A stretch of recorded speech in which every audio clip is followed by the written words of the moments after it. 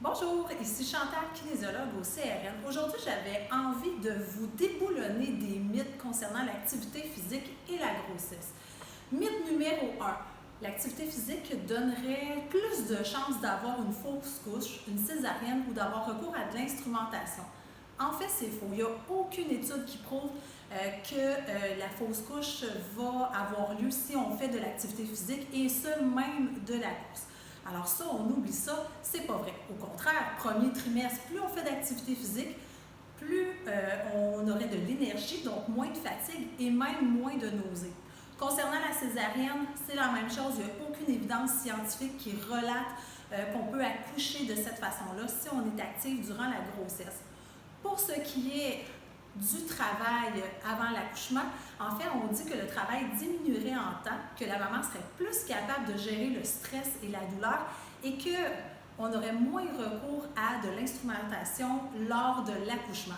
Alors, premier mythe, déboulonné, c'est pas vrai. Deuxième mythe, bébé pourrait manquer d'oxygène si on fait de l'activité physique. Complètement faux.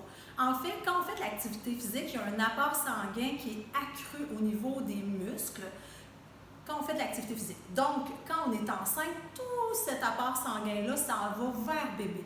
N'oubliez pas les mamans que votre bébé, pour le corps, ça va toujours être sa priorité. Et même les professionnels disent que la maman devrait ressentir des symptômes comme des nausées aggravées, un essoufflement continu avant qu'il y ait une détresse fétale.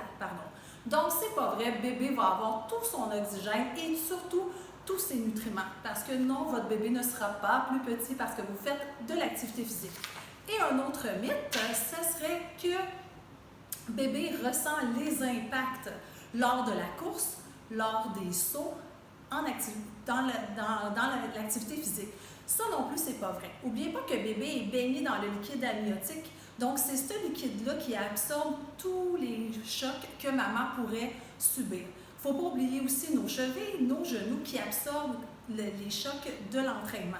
Donc, même les mamans qui couraient avant d'être enceintes peuvent continuer à courir enceintes.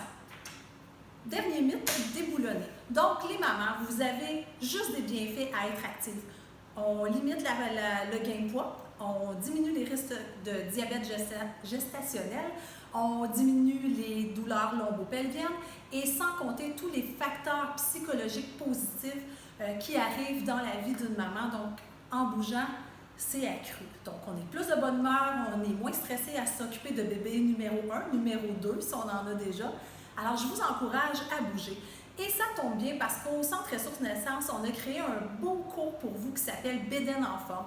Le cours est d'une durée d'1 heure. Que vous soyez sédentaire et que vous désirez commencer une nouvelle habitude de vie, c'est pour vous. Que vous soyez adepte du CrossFit, c'est pour vous aussi parce que tous les exercices sont adaptables selon la condition physique de la maman et le stade de sa grossesse. Alors faites vite, la session débute bientôt.